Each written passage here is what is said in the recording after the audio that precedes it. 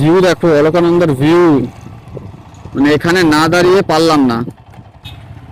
মারাত্মক ল্যান্ডস্লাইড হয়েছে, মারাত্মক। এখনো মাটি ভেজা।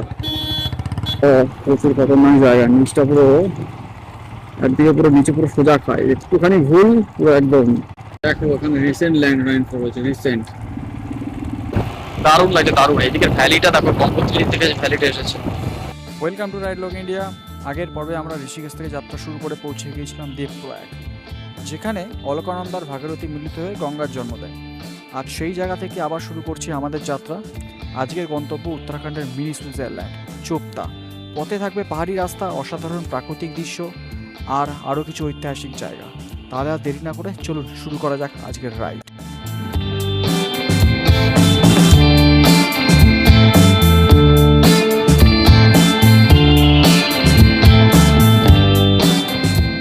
তো পৌঁছে গেলাম দেবপ্রয়াগে। এই ব্রিজটা দিয়েই দেবপ্রয়াগ বাইক নিয়ে যাওয়া যায়।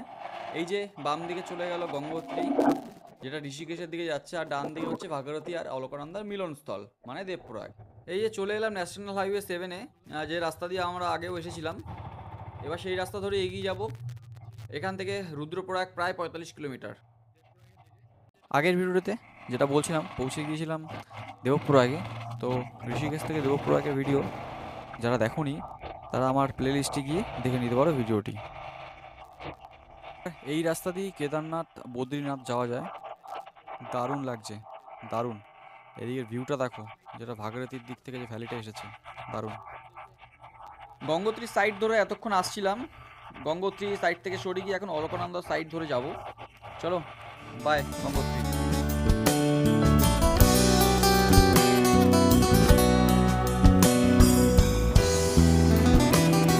এই যে কত লোক একা একা হেঁটে যাচ্ছে, এই বয়সেও হেঁটে হেঁটে চারধাম যাত্রা করছে, সত্যি স্যালুট করতে হয় এদেরকে। দেখা যাচ্ছে কি ওটা, মা গঙ্গা বাঞ্জি।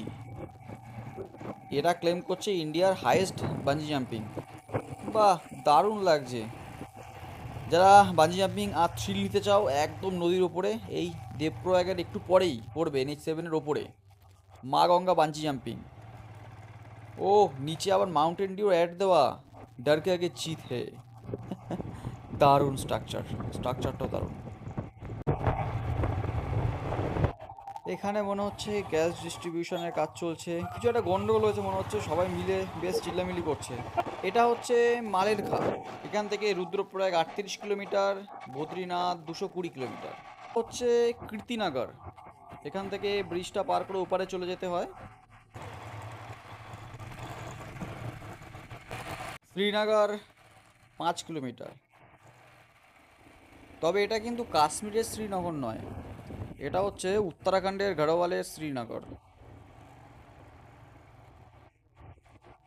ভিউ দেখো, সামনের ভিউ, সামনে পাহাড়, তার মধ্যে একটা গ্রাম, মিডিল দিয়ে নদী বয়ে গেছে, অসাধারণ লাগছে, অসাধারণ।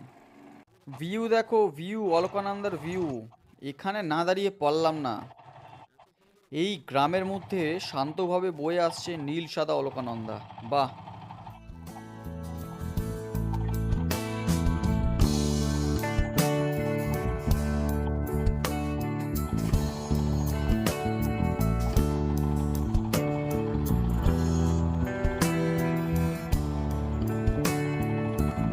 চলো সামনের দিকে যাওয়া যাক।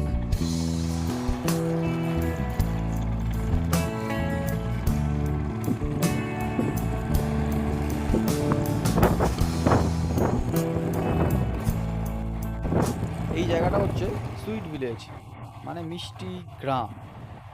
একটু কনজাস্টেড, পাহাড়ের মধ্যে একটা ফ্ল্যাট জায়গা বলে একটু বাড়িঘর বেশি এখানে। এখান থেকে রুদ্রপ্রয়াগ হচ্ছে 26 আর ধারীদেবী টেম্পল হচ্ছে 7 কিলোমিটার। এটি হলো Alaknanda hydro power company limited, যেখানে 330 মেগাওয়াট হাইড্রো পাওয়ার জেনারেট করা যায়। আর এটা হচ্ছে শ্রীনগর হাইড্রো ইলেকট্রিক, উত্তরাখণ্ড। ও, আর পেছনে অলকানন্দাটা দেখো, এতক্ষণ অলকানন্দা পুরো শুকনো শুকনো দেখাচ্ছিল, আর এখানে এসে দেখো পুরো জলে ভরে গেছে, দারুণ লাগছে।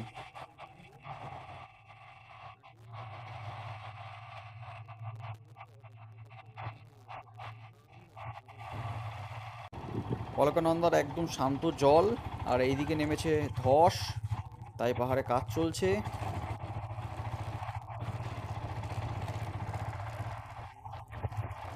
উত্তরাখণ্ডের রাস্তা মানেই কিন্তু মানে এই ধরনের সারপ্রাইজ, মানে কখনো নদী কখনো পাহাড়। আর এখানে নিচে দেখুন, ওই নদীর মাঝখানে একটা ছোট টেম্পল দেখা যাচ্ছে। এই যে সামনে দেখা যাচ্ছে ধারী দেবী মন্দির। উত্তরাখণ্ডের চারধাম যাত্রার সঙ্গে এই মন্দিরের একটি বিশেষ সম্পর্ক রয়েছে এবং স্থানীয় মানুষের কাছে ধর্মীয় গুরুত্ব অনেক বেশি। তবে এই জায়গাটাকে তাড়াহুড়ো করে দেখাতে চাই না। ধারী দেবী মন্দিরের সম্পূর্ণ ইতিহাস, গুরুত্ব আর আমার পুরো অভিজ্ঞতা নিয়ে খুব শিগগিরই একটা আলাদা ভিডিও নিয়ে আসছি, তাই সেটা অবশ্যই দেখবে। মন্দির থেকে বের হয়ে এখন যাব রুদ্রপ্রয়াগের দিকে। এখন বাজে বিকেল 5টা। পৌঁছতে পৌঁছতে চোপতা অনেক রাত হয়ে যাবে, প্রায় 7-8টা বেজে যেতে পারে। ধারী দেবী টেম্পল থেকে রুদ্রপ্রয়াগ প্রায় 10 কিলোমিটার। ওখানে গিয়ে 10 মিনিট হল্ট নেব, তারপর সোজা চোপতা। এটা তো বালি, এটা দেখে তো পাহাড়ের মধ্যে সি বিচের ফিলিং আসছে। অলকানন্দার এই জায়গাটাকে অনেকে মিনি গোয়া বলে। এখানে নতুন ব্রিজের কনস্ট্রাকশন হচ্ছে। এই জায়গাটার নাম হচ্ছে আপার দাসু। শ্রীনগর মে আপকা স্বাগত হে। এ কি, শ্রীনগর করতেই তো একদম ভয়াবহ রাস্তা। এই সামনেই পাহাড় ভেঙে পড়েছিল মনে হয়, ঝর্ণার মতো মনে হয় এখান থেকে জল নেমেছিল ভেঙে। বাঁ দিকে তো পুরো ধসে গেছে। বাপরে, চলো চলো, নিচে তো পুরো সোজা খাই, একটু ভুল আর গলায় ফুল। খুবই বিপজ্জনক জায়গা এটা। বর্ষাকালে আসলে ভীষণ রূপ দেখা যায় এই রাস্তার। পুরো জ্যাম লেগে গেছে, পুরো লম্বা জ্যাম। তো সাইড দিয়ে বেরিয়ে যাওয়ার চেষ্টা করছি, অনেকক্ষণ ওয়েট করেছি, নাহলে এগোতে পারবো না। আরে বাপরে, এখানে তো ল্যান্ডস্লাইড হয়েছে, এখনো মাটি ভেজা আছে।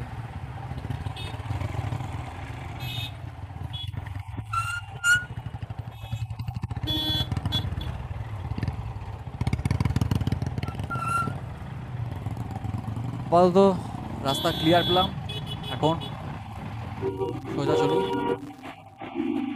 মনে হয় বেশি দিন হয়নি ল্যান্ডস্লাইডটা হয়েছে, নাহলে রাস্তা জ্যাম মানে ক্লিয়ার করে দেওয়ার ব্যবস্থা করে দিত উত্তরাখণ্ড সরকার। এক্ষুনি লাগতো ভাই, এক্ষুনি। ছেলেটার কংক্রিটটা বেরিয়ে আছে আর বাইকটা একদম সাইড দিয়ে কাটিয়ে নিয়ে গেল। কি অবস্থা, কীভাবে গাড়ি চালাচ্ছে।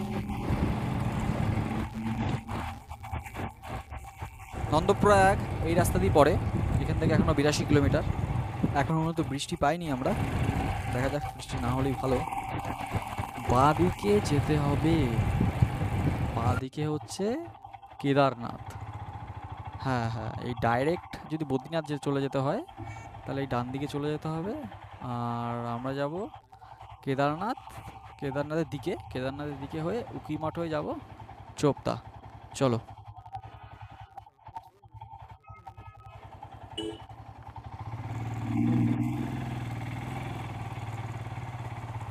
আর এই যে অবশেষে চলে এলাম রুদ্রপ্রয়াগ। এবার বাইকটা পার্কিং করে নিই এখানে, তারপর একটু ঘুরে দেখি। ডার্ক কালার ওয়াটার যেটা আসছে আমার বাঁ দিক দিয়ে, সেটা হচ্ছে মন্দাকিনী রিভার, আর যেটা ক্লিয়ার ওয়াটার আসছে ওই সোজা, সেটা হচ্ছে অলকানন্দা। আর এই সঙ্গম এই হচ্ছে রুদ্রপ্রয়াগ, আর ওই দিক দিয়ে যার নিচে নামা যায় ওই রুদ্রপ্রয়াগের সঙ্গম স্থলে। ওই মায়া জালে পাগল আমি এখনো, তোমার চোখে যে মায়া জড়ানো, এমন খোঁজে জলপরি নিয়ন রূপ কথায়, ফিরে ফিরে ভাবি কেন শুধু তোমার কথায়, তুমিও কি ভাবো আমার কথায়। আর এই যে সামনে যে নতুন টানেলটা হচ্ছে, এটা দিয়ে কার্তিক স্বামী টেম্পল ডাইরেক্ট যাওয়া যায়। এখনও চালু হয়নি, তৈরি হচ্ছে। পাহাড় থেকে কিন্তু এই পাথরগুলো যখন তখন পড়তে পারে, এমনি কি শুকনো আবহাওয়া তো রকফল হতে পারে, তাই এই রাস্তায় সবসময় একটু সাবধানেই চলতে হয়। এখান থেকে গৌরীকুণ্ড হচ্ছে 68 কিলোমিটার। ওই দেখো আমার রাস্তা ব্লক করে দিয়েছে, সরে যাও মাতাজি, সরে যাও।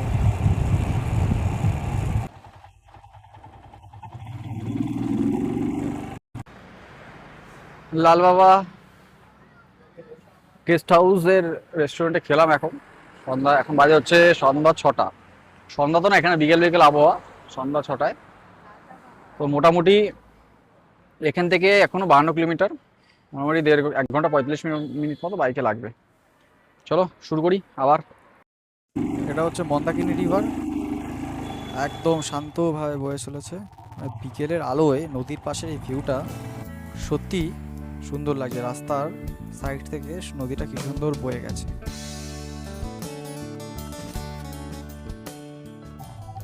এ কি পাহাড়ের উপর উঠতেই কিসের জ্যাম এটা! দেখো একজন সাইকেল নিয়ে এই পাহাড়ি রাস্তায় যাত্রা করছে, সত্যি ডেডিকেশন বলতে হয় এদের। এই দেখো আর দুজন ট্রেক দিয়ে ফিরছে, বাচ্চা ছেলেটাও হেঁটে হেঁটে যাচ্ছে।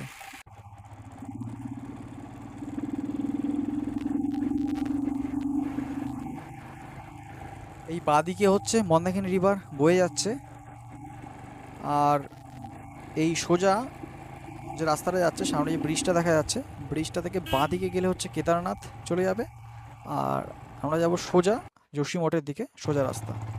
চলো।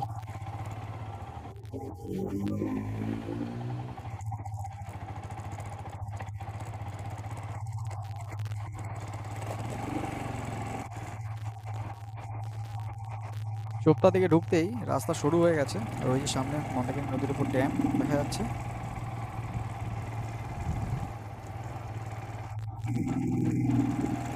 বলছে ওয়েলকাম টু যোশীমঠ নগর। সন্ধ্যা হয়ে গেছে, হালকা ঠান্ডাও লাগছে এবার। ও এখানে পাহাড়টা দেখো, নিচ দিয়ে কেটে রাস্তা তৈরি করেছে পাহাড়ের। ও এখানে একটা ছোট ওয়াটারফলসও আছে, পুরো দেখো স্ট্রেট জল পড়ছে। এখনো 27 কিলোমিটার চোপতা এখান থেকে, ঘন্টাখানেক লাগবে যেতে, মনে হচ্ছে রাত 8টা বেজে যাবে। এখন আছি উকি মঠ, আর এই যে উকি মঠের সুন্দর দৃশ্য, তার সামনে একজন বসে আছে। এই যে বাবু, বিস্কুট দিয়েছি খেতে, খাইনি, গন্ধ শুকছে। চল চলে গেলাম, বাই। সন্ধ্যা প্রায় 7টা বেজে গেল। পাহাড়ের এই সময় পর খুব তাড়াতাড়ি অন্ধকার নেমে আসে, আর এখন আমরা চোপতার দিকে এগিয়ে চলেছি। চারপাশে ঘন জঙ্গল, পাহাড়ি আঁকাবাঁকা রাস্তা, আর সামনে শুধু বাইকের হেডলাইটের আলো। পাহাড়ের রাতের সৌন্দর্য যেমন অসাধারণ, তেমনই এই রাস্তা যথেষ্ট চ্যালেঞ্জিং। চারপাশে নিস্তব্ধতা, ঠান্ডা হাওয়া, আর সামনে শুধু অন্ধকার রাস্তা দেখতে পাচ্ছি। চোপতা এখনও কিছুটা দূরে, তবে আশা করছি খুব বেশি দেরি হবে না। চলুন দেখা যাক আজ রাতে নিরাপদে চোপতায় পৌঁছানো যায় কিনা। এখন বাজে সকাল 7টা। কালকে রাত্রি 8:30টার সময় এসেছিলাম চোপটাতে। একটা বুনুস ক্যাম্প বলে একটা ক্যাম্প আছে, ক্যাম্পে এসেছিলাম। এখান থেকে অনেকটা রাত্রি হয়ে গেছিলো, তাই কারণে ভিডিও আর করা হয়নি। তারপরে এখানে সকালবেলা এখানে হালকা হালকা বৃষ্টিও পড়ছিল। এখন ওয়েদারটা, আকাশটা মোটামুটি ক্লিয়ার হয়েছে একটু। আর এই যে এই ক্যাম্পগুলো রয়েছে, এই ক্যাম্পগুলোর মধ্যে থাকে। ক্যাম্পটা হচ্ছে বুনুস ক্যাম্প এটা। আর রাত্রিবেলা এখানে ভিডিও করতে পারিনি, কারণ হচ্ছে এখানে পুরোটাই সোলারে চলে, আর টিম করে আলো জ্বলছিল, ঠিকঠাকভাবে ভিডিও আসবে না, সেই কারণে রাত্রিবেলা করতে পারিনি। তো চোপটা, আর এখান থেকে এখন একটা দারুণ ট্রেকিংয়ে যাব, সেই ট্রেকিং ভিডিও আসছে পরের ভিডিওতে।